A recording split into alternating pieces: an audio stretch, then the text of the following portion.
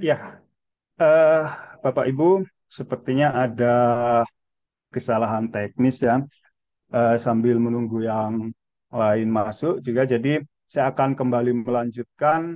Eh, saya menganggap bahwa tahun 2006 ini adalah titik awal dari eh, perkembangan sastra Madura modern. Nah, pada tahun 2006 itu, Balai Bahasa Surabaya atau sekarang Balai Bahasa Provinsi Jawa Timur menerbitkan sebuah antologi puisi berbahasa Madura dengan judul Nemor Kara. Nah, eh, ini antologi ini sebenarnya diawali dari lomba atau sayembara penulisan puisi berbahasa Madura. Dalam antologi puisi ini terdapat 19 penulis dari berbagai kabupaten di Jawa Timur yang saya catat ada dari Sumeneb, kemudian Pamekasan, ada dari Bangkalan, ada dari Probolinggo, dan ada juga dari Jember.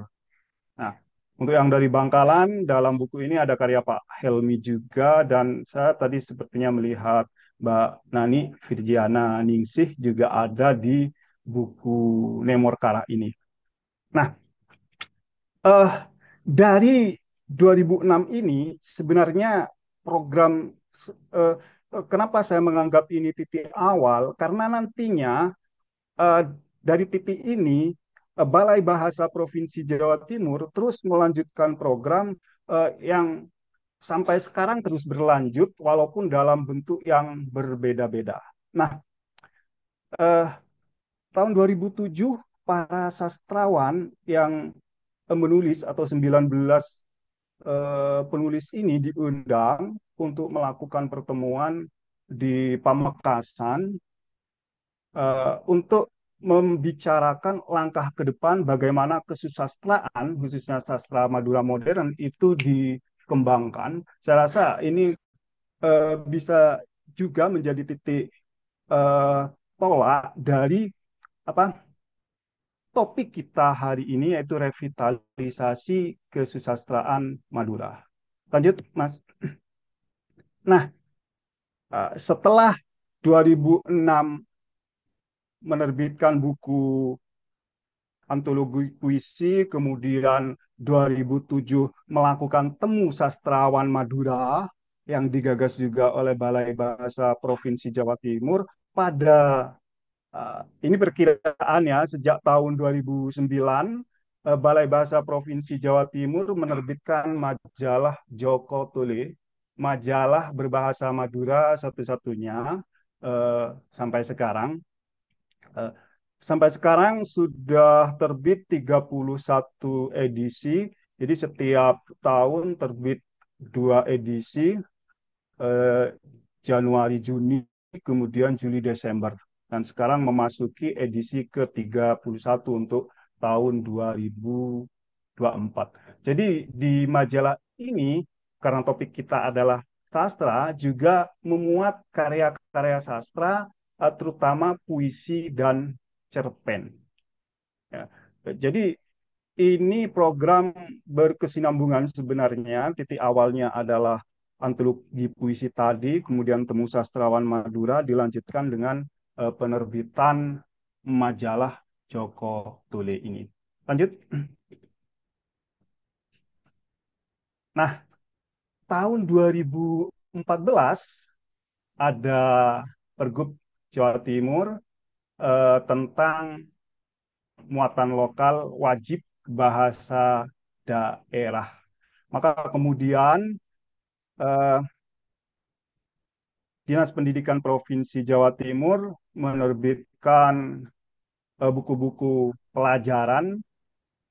Untuk SD itu ada Sekar Asreh tahun 2016, kemudian SMP itu Sekar Anom, kemudian untuk SMA itu Melatih Setaman. Nah, dalam 3 buku untuk 3 jenjang ini tentu saja juga terdapat muatan sastra. Eh, Karena saya fokus di sastra modern, maka ada puisi, ada cerpen, ada naskah drama juga. Untuk tingkat SD ini berdasarkan pembacaan saya hanya ada dua topik tentang sastra, yaitu pada kelas 3 dan kelas 4. Semuanya tentang puisi modern, teks puisi modern. Kemudian untuk tingkat SMP itu ada di semua jenjang kelas 1 atau kelas 7, 8, 9 ada muatan sastra semua dan sudah mulai ada cerpen dan drama. Begitu juga di tingkatan SMA muatan sastra, puisi, cerpen dan drama juga ada. Walaupun ini suatu yang menggembirakan kalau dari segi muatan, tetapi ya implementasinya bisa kita diskusikan bersama karena memang eh, nanti di bagian lain dari slide ini akan ada bahasan tentang problem-problem yang muncul terkait penggunaan bahasa Madura secara umum, terutama dalam bahasa tulis, kemudian juga terkait dengan muatan sastra. Lanjut.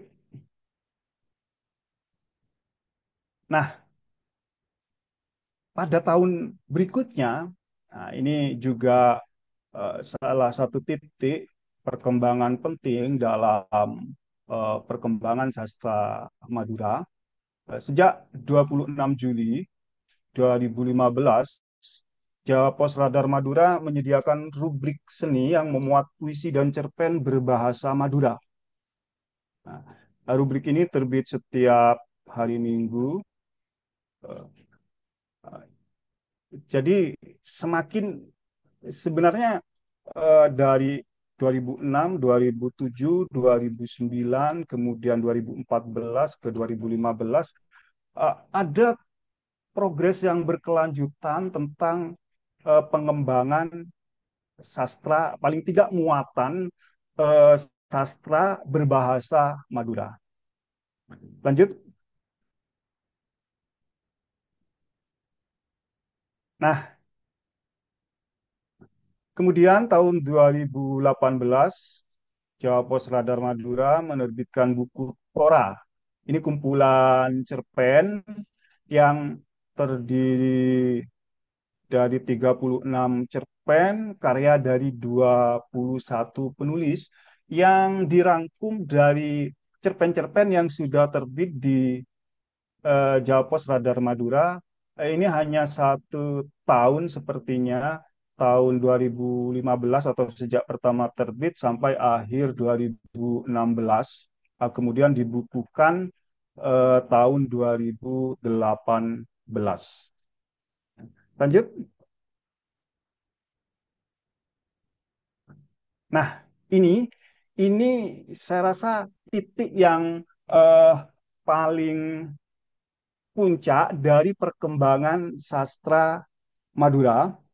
Nah, sejak tahun 2020, untuk pertama kalinya sastra Madura masuk dalam penghargaan sastra berbahasa daerah yang digagas oleh eh, Ayub Rosidi, sastra Rancage.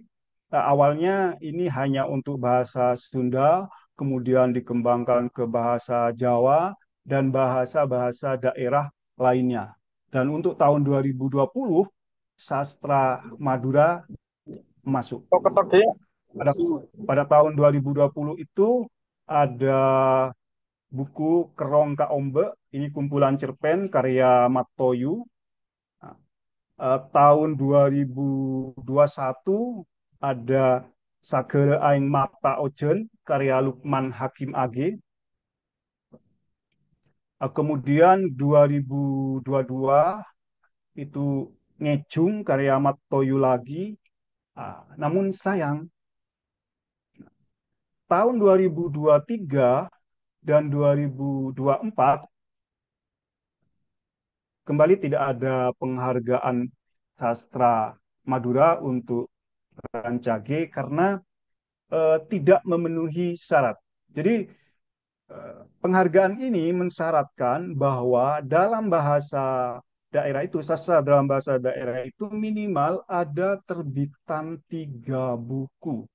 Nah, jadi antara tahun 2000 sebenarnya dimulai tahun 2018 sejak Tora tadi, kemudian bahkan 2017 itu sudah ada karya dari Zainal Hanafi itu Esreko Bencong, kemudian 18, 19 waktu banyak banyak karya sastra berbahasa Madura yang terbit di kisaran tahun 2019 sampai tahun 2022. Eh, Antara lain yang tidak saya masukkan dalam slide ini, misalnya ada kumpulan cerpen Ekirip Setan, itu karya Supriyadi Avandi. Kemudian ada Gemar Kambeng karya Hasmidi. Kemudian ada karya dari Zainal Hanafi, Bejing Tanah, itu novel dalam bahasa Madura. Kemudian ini Zainal Abidin ini dari Pamekasan. Kemudian yang tadi saya sebutkan di sini ini Sumenep semua.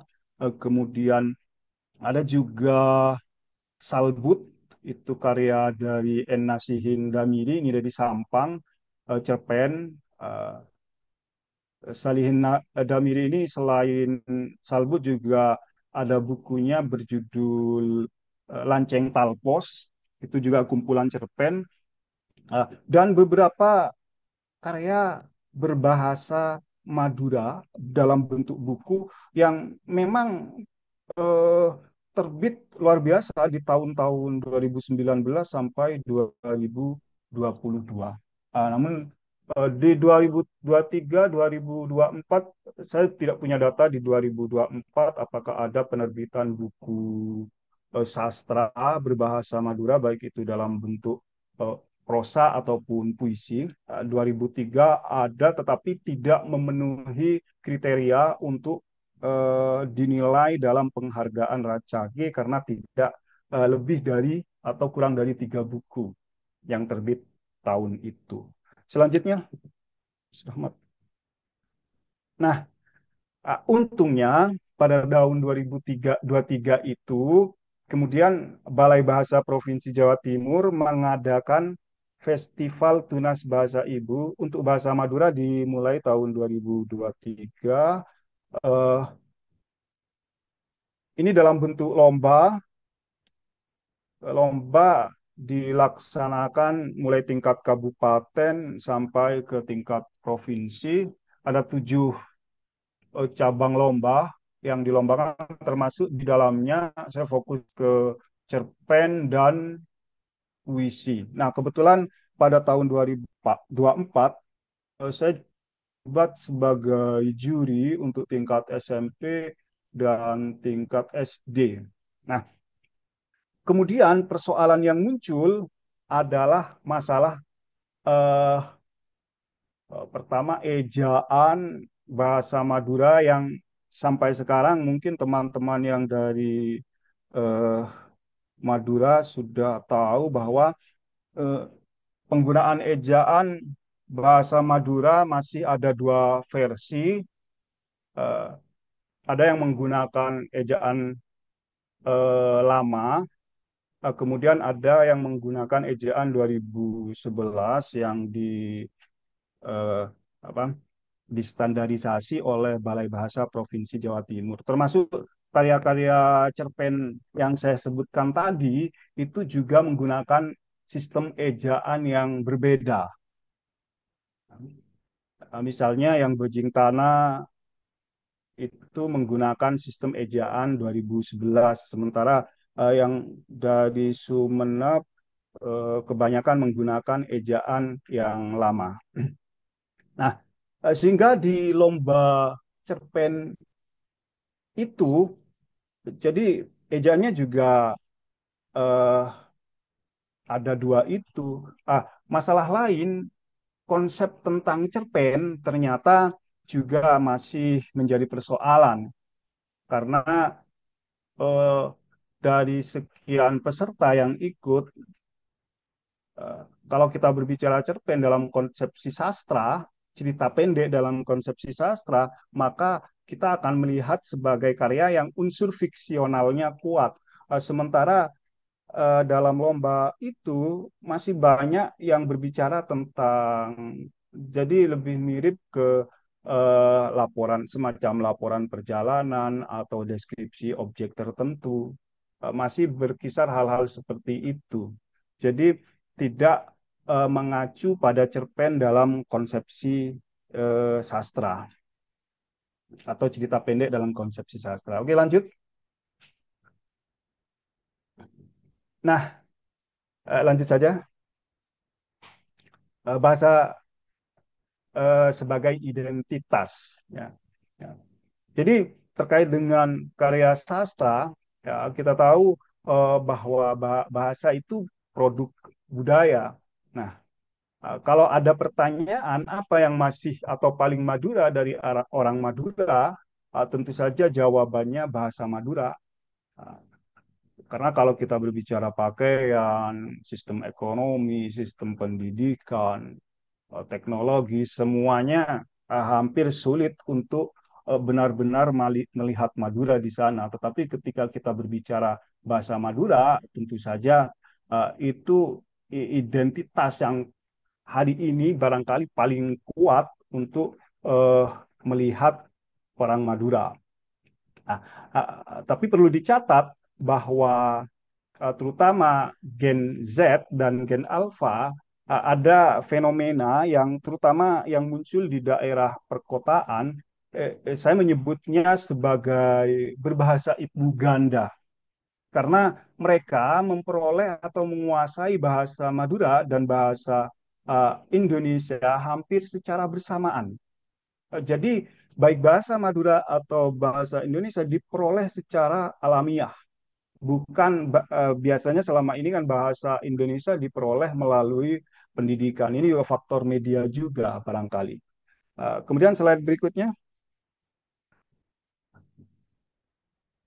Nah, itulah barangkali yang menyebabkan kemudian sejumlah sastrawan, bukan sejumlah, barangkali sebagian sastrawan memilih untuk eh, memperkenalkan Madura melalui bahasa nasional, yaitu bahasa Indonesia. Karena kita tahu bersama bahwa bahasa merupakan unsur kebudayaan yang selain bisa menjelaskan tentang dirinya sendiri, juga bisa menjelaskan unsur kebudayaan yang lain.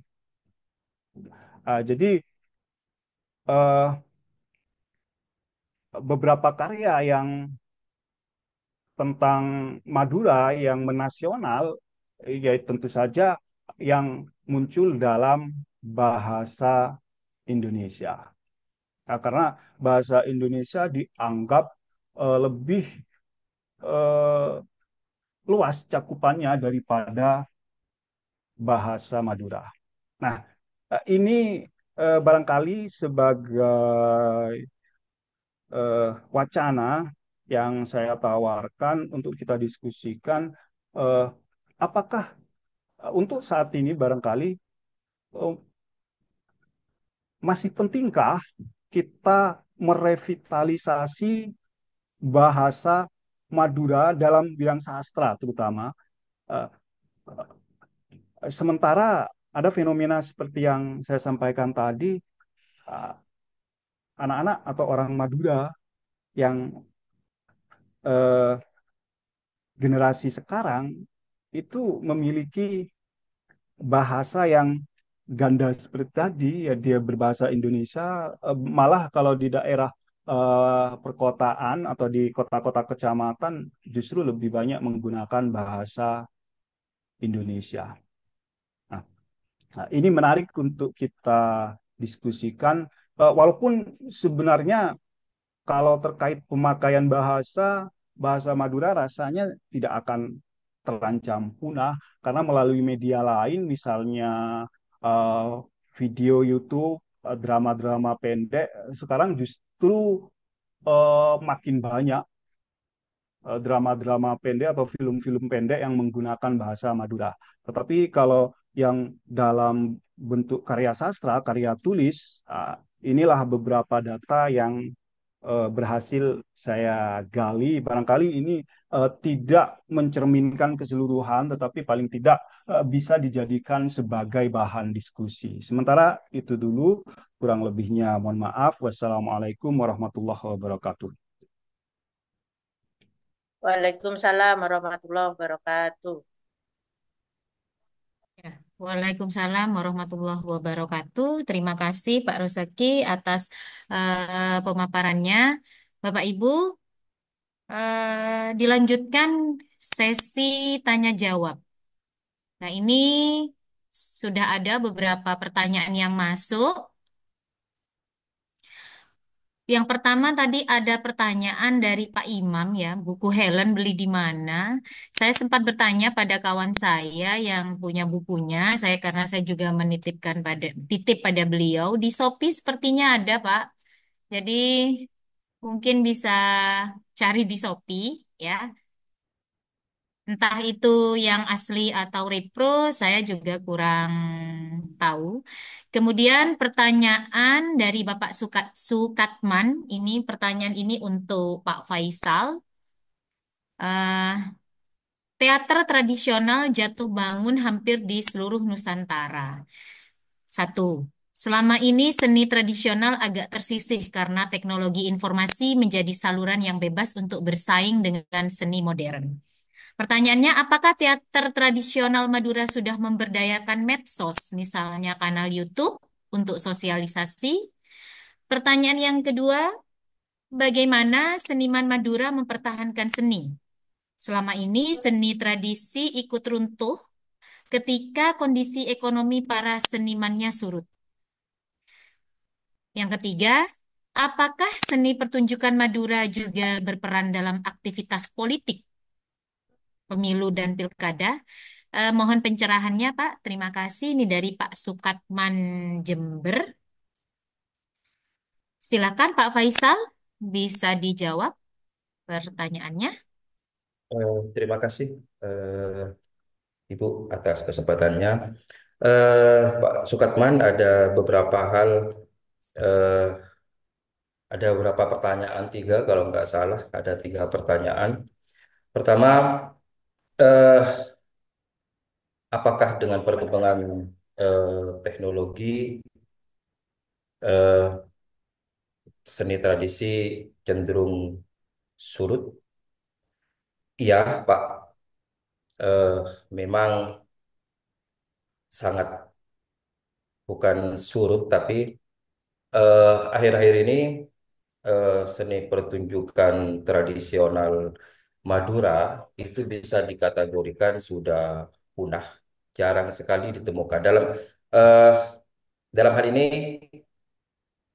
drama ya, drama-drama tradisional. Eh,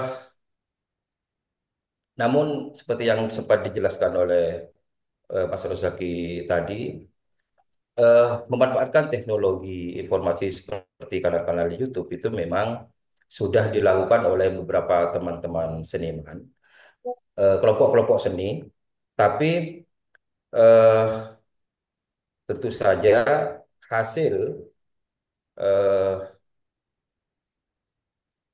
banyak dilakukan. Kemudian namun menggunakan media sosial, khususnya videografi itu belum dikemas secara sinematik, belum bagus kemasannya. Artinya ada problem di sinematiknya. Hanya direkam begitu saja tanpa kualitas gambar yang bagus dan nyaman untuk dinikmati. Ini berbeda dengan eh, perkembangan eh, apa ya, perkembangan penggunaan media sosial bagi teman-teman seniman di Madura. Seperti yang disinggung Pak Rusaki tadi, begitu menjamurnya film-film pendek atau drama-drama pendek yang menggunakan bahasa Indonesia dengan setting Madura, bahasa Madura dan lain sebagainya, itu sudah cukup cukup banyak sekali dan sangat sangat menjamur. Ini sangat banyak sekali. Mungkin juga butuh kajian-kajian atau butuh analisis lebih jauh terkait dengan perkembangan eh, film-film pendek berbahasa dan culture Madura. Kemudian pertanyaan kedua, eh, bukan mati suri. Pertanyaan sering terjadi teater tradisional mati suri karena para senimannya kesulitan ekonomi. Bagaimana mereka bisa bertahan hidup? Bukan mati suri, Pak, tapi mati beneran. Jadi sulit sekali untuk meregenerasi eh, pertunjukan-pertunjukan tradisional Madura. Bukan mati suri, tapi betul-betul sulit sekali untuk bisa meregenerasi eh, generasi muda untuk bisa terlibat jauh dalam seni-seni tradisional Madura. Eh, saya pernah pernah mendapat hibah penciptaan karya seni kemarinnya disebut di perkenalan saya pernah mendapat hibah untuk melakukan rekonstruksi seni pertunjukan tradisional, tapi ketika masuk pada drama tradisional, ini sulit sulit sekali direalisasikan. Eh, Pertama, drama Madura klasik atau pertunjukan-pertunjukan di Sandur itu aktor ketika melakukan dialog, aktor ketika melakukan dialog antar aktor itu disampaikan dengan cara melantunkan dialog-dialog tersebut. Jadi tidak diungkap atau tidak dikomunikasikan secara biasa, tapi dialog-dialog dalam pertunjukan tradisional drama dalam sandur itu ada semacam nyanyian-nyanyian dan lantunan-lantunan antar dialog-dialog aktor tersebut. Memang tidak semua, tapi ini yang menjadi problem utama aktor-aktor kita di Bangkalan dan bahkan beberapa mahasiswa-mahasiswa teater di Surabaya itu ketika saya coba untuk berkolaborasi, mereka mengalami kesulitan untuk bisa melakukan dialog-dialog yang disampaikan dengan cara semacam bernyanyi atau melantunkan itu. Ini juga menjadi problem bagi perkembangan seni pertunjukan teater ke depan. Teater tradisional Madura ke depan. Artinya memang sudah mati. Pertanyaan yang ketiga, apakah selama ini teater tradisional Madura juga berperan dalam kegiatan politik? Eh, Secara ansih saya tidak melihat eh, kelompok-kelompok seni tradisional Madura itu terlibat secara langsung dalam agenda-agenda politik. Tapi ruang dan tokoh-tokoh yang ada di dalamnya bisa jadi terlibat dan dimanfaatkan untuk kepentingan-kepentingan politik. Hal ini juga tidak bisa dipungkiri bahwa faktor pesanan dalam tanda kutip untuk bisa menarik massa sebesar-besarnya ini mungkin bisa saja terjadi. Namun sejauh yang saya ketahui, bahkan pada tahun-tahun 70-an ketika saya melakukan riset, itu eh, seni pertunjukan tradisional Madura, khususnya yang ada di Sandur, yang dalam hal ini hampir sama dengan ludruk, itu tidak ludruk di Surabaya itu tidak memiliki ideologi yang sama dengan pola kerja ludruk di Surabaya, di mana eh, kita ketahui bahwa pertunjukan-pertunjukan ludruk di Surabaya itu melakukan perlawanan-perlawanan memiliki muatan-muatan politik pemberontakan terhadap nilai-nilai atau politik-politik sosial. Bahkan kalau kita melakukan riset terhadap Ludruk, Ludruk sebagai media transformasi politik dan menjadi media untuk menjadi corong program-program Orde Baru. Bahkan ludruk-ludruk di Surabaya itu banyak berada di bawah kendali pemerintah dan bahkan ludruk-ludruk di Surabaya itu ada di bawah komando militer. Jadi eh, ludruk di Surabaya itu eh, banyak yang pimpinannya atau orang-orang penting dalam komunitas-komunitas ludruk itu memiliki dipimpin oleh orang-orang militer agar tidak pertunjukan-pertunjukan dilakukan itu tidak terlalu ekstrim dan lain sebagainya. Barangkali itu yang bisa saya jawab. Terima kasih. Baik, terima kasih Pak Faisal atas jawabannya. Untuk Pak Sukatman, cukup, ya Pak? Oh ya, baik. Dilanjutkan dengan pertanyaan berikutnya. Ini dari mahasiswi Mbak Lailatul Fajriyah. Saya ingin bertanya sesuai dengan logika naskah drama yang disampaikan oleh Bapak Faisal, dan kebetulan saya juga sedang meneliti naskah drama untuk skripsi saya. Saya ingin minta saran serta pendapat pemateri pada naskah drama Sendelan Madura yang berjudul Lengaleng Buntok Engtekos, karya Putra Mulia Nurjaya. Oke, terima kasih, Silakan Mbak. Pak. Ya. Mbak Lela ya. Mungkin eh, saya belum baca naskahnya. Mungkin Mbak Lela bisa nanti kita diskusi lebih lanjut. Artinya ada banyak hal yang harus dilakukan terkait dengan bagaimana kita melakukan analisis terhadap naskah-naskah drama. Tentu pendekatan analisis tekstual itu penting untuk dilakukan. Namun eh, yang paling penting adalah membaca naskah drama itu memiliki dua cara. Membaca naskah drama sebagai konsumsi sastra, hanya dinikmati estetika sebagai sebuah karya sastra, dan membaca drama dengan logika panggung. Artinya hal-hal dalam teks pertunjukan panggung, bagaimana naskah ini berada di panggung, pembaca menjadi sutradara, pembaca menjadi aktor, pembaca menjadi artistik, pembaca menjadi musisi, penjaga dan lain sebagainya. Jadi ada banyak eh, ada ada pola-pola analisis tekstual yang harus dilakukan terkait dengan perspektif membaca. Jadi ketika saya membaca eh, naskah A, ketika pikiran saya sebagai sutradara akan berbeda nilainya ketika saya membaca naskah yang sama sebagai aktor. Demikian juga ketika saya membaca naskah yang sama ketika saya berposisi sebagai tim artistik. Nah, ini pola-pola cara kerja analisis tekstual terhadap naskah-naskah drama. Mungkin lebih lanjut kita bisa diskusi di warung-warung atau di tempat-tempat lain untuk teman-teman Mbak Laila ya. Makasih. Ya, jadi bisa lebih dari 3 SKS nanti Mbak Laila diskusinya dengan Pak Faisal. Nanti bisa diatur pertemuannya supaya skripsinya segera selesai.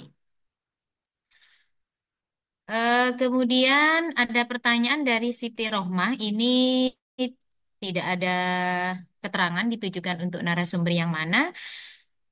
Mengapa sastra perlu direvitalisasi? Urgensinya apa, Pak? Karena keduanya adalah bapak-bapak. Silahkan, yang mana? Pak Rozeki atau Pak Faisal? Pak Ruseki kayaknya itu. Ya, Pak Rozeki, silahkan. Baik, terkait tema revitalisasi sastra Madura, kenapa sastra perlu direvitalisasi?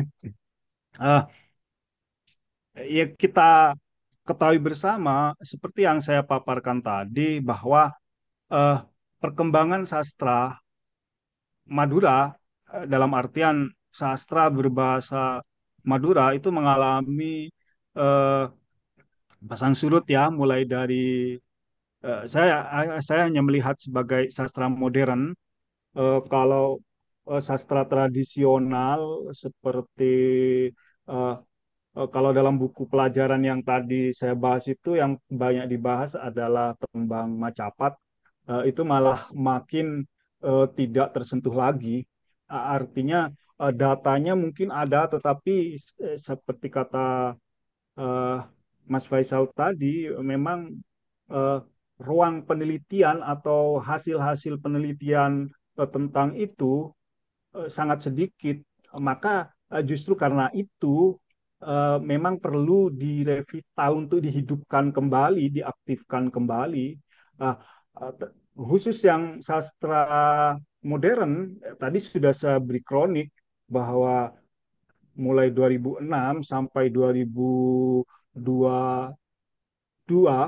itu sebenarnya perkembangan sastra Madura modern sudah mengalami proses yang cukup bagus, cukup berkembang dengan baik, tetapi kemudian belakangan mengalami penurunan lagi. Maka saya rasa eh, sastra sebagai salah satu produk kebudayaan juga penting untuk eh, menjadi salah satu warisan kekayaan Madura. Eh, saya rasa itu. Jadi memang kenapa penting karena memang kondisinya ya sekarang tidak vital, tidak hidup, tidak berkembang dengan baik. Ini khusus untuk sastra Madura yang berbahasa Madura dalam pengertian itu. Kalau untuk sastra yang ditulis oleh sastrawan Madura dalam bahasa Indonesia, ya perkembangannya boleh dikatakan sangat baik, terutama dalam bidang puisi, belakangan juga dalam bidang prosa dengan memunculkan dua tokoh sastra yang terbaca di tingkat nasional, misalnya Muna Masari dan Royan Julian untuk prosa. Untuk puisi sudah sangat banyak, tetapi untuk sastra Madura, kesusastraan Madura yang merupakan sastra dengan menggunakan bahasa Madura, itu perkembangannya memang eh, sebenarnya ada, tetapi sebenarnya yang perlu juga menjadi perhatian adalah distribusi atau penyebaran, eh, terutama di lingkungan pendidikan. Kalau melihat data tadi, sebenarnya cukup banyak sudah karya sastra berbahasa Madura, baik itu berupa puisi atau novel. Joko Tole menerbitkan setiap tahun dua kali. Ada banyak buku-buku bacaan berbahasa Madura, sastra berbahasa Madura, tetapi memang penyebarannya uh, itu yang menjadi persoalan. Pengajarannya ke masyarakat, pengenalan ke masyarakat, maka karena persoalan itu, ya saya rasa revitalisasi ini menjadi penting. Sementara itu, Bu, untuk penanya tadi. Ya, baik. Terima kasih, Pak Rus. Untuk pertanyaan selanjutnya, em, ini ada pertanyaan untuk pemateri pertama.